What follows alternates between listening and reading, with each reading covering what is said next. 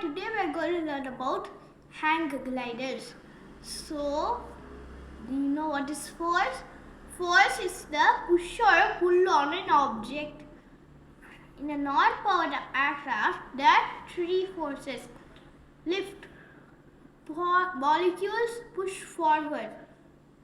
Drag, resisting the moment of the aircraft moving forward.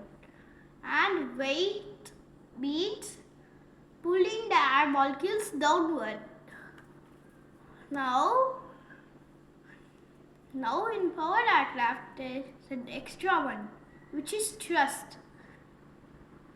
In powered aircraft there are four, which is weight, lift, drag and thrust. Thrust means moving forward by using engine or by the wind.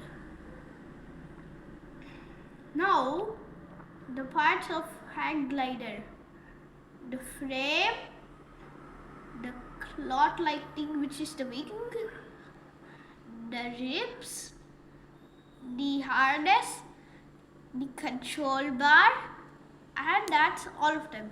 Now I'll show you the craft. Now I made a hang glider. Now I'm going to launch. Thank you.